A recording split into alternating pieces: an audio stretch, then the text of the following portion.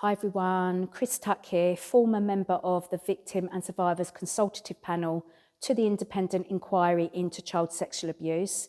We are still carrying on the work of trying to get the government to implement the full package of IICSA recommendations. And to that end, we held and hosted an event in Parliament yesterday. Jess Phillips was the one who hosted the event as the MP. James Cleverly, the Home Secretary, came and attended and spoke at the event to give an update of where the government are on the recommendations so far. We then had Alexis Jay, who chaired IICSA throughout its, well, not the whole of its lifetime, but for most of its lifetime. And she was the chair at the end who came up with the recommendations with the help of all of the survivors that took part in the inquiry and all of the work that all of the staff did at the inquiry, the civil servants, the researchers, everybody worked very hard to put the final report together and to come up with the 20 recommendations that were in that report. Over 7,000 victims and survivors added their voice through the public hearings, through the forum, through the VSCP, through the focus groups. It was a joint collaborative effort to put that final report together. And it is a failure of the Inquiries Act that governments do not have to implement these recommendations.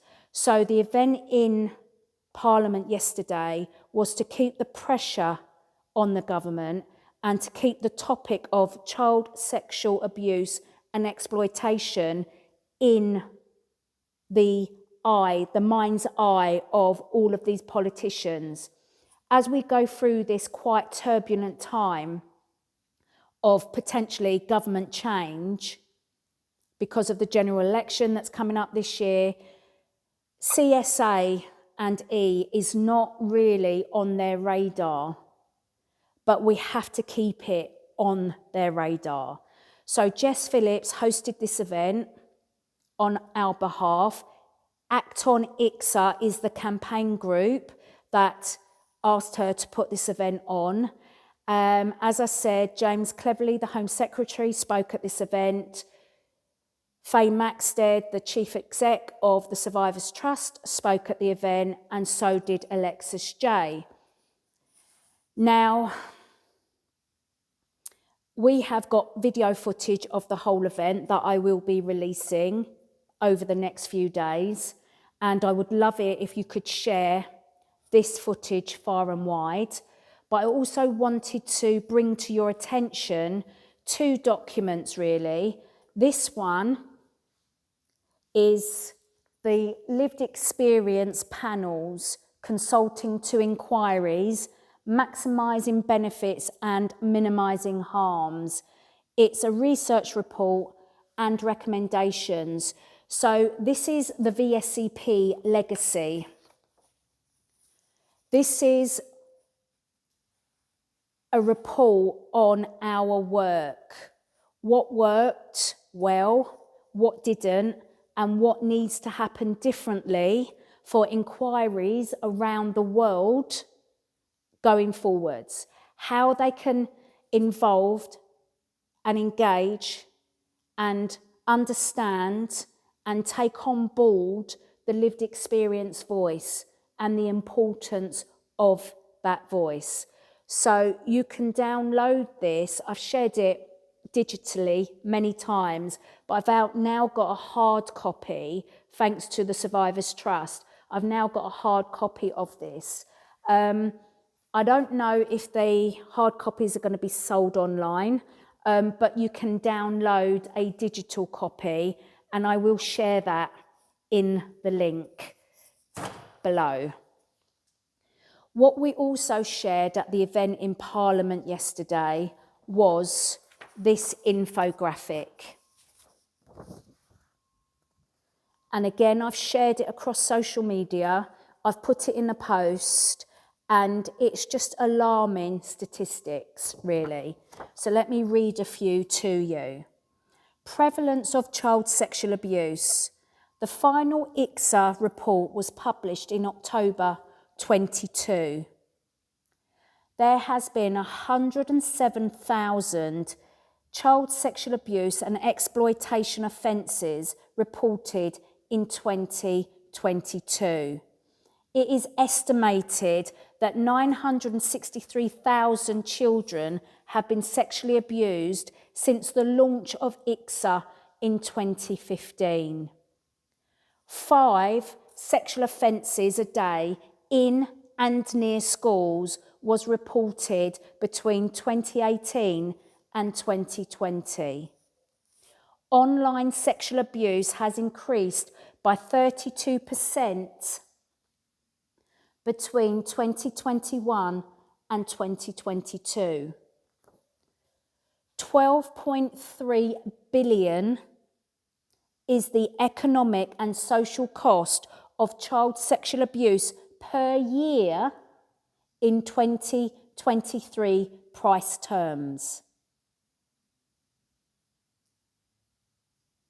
12.3 billion per year is the economic and social cost of CSA across the board per year. There's 454 days has passed since the final report was published, and during this time it's estimated that 133,000 child sexual abuse and exploitation offences will have been reported. This figure does not account for child sexual abuse which has not been reported. The number of children who experience sexual abuse before the age of 16, 15% of all females, 5% of all males. Only 1 in 8 children are known to the statutory authorities. 1 in 8 children who are sexually abused are known to the authorities. So this shows the scale and the scope and the prevalence of child sexual abuse and exploitation. Child sexual abuse within the family home, outside the family home, in the care system, in religious settings, in school, educational settings. It's right across the board, guys. It's bigger than just one thing. It's across the board. That is why we have to have a different response going forwards to this topic. We can't just be patching up broken systems. We have to have a different, strategic, well-resourced response. Resourced in leadership, commitment, will, laws, policies, procedures to drive a cultural change. That is why we need Child Protection Authority and a Minister for Child Protection. Nothing else is going to drive this change that is needed, this different response, a whole systems response, a whole system approach. So what are we all going to do to make this happen? We are still knocking on the government door. We need that door to be opened. We need to be supported in the work that we are doing. So if you feel that you can share this video, that you can get behind on ActOnIICSA, then please do. We look forward to your support and your commitment going forwards. Thank you very much. Bye for now.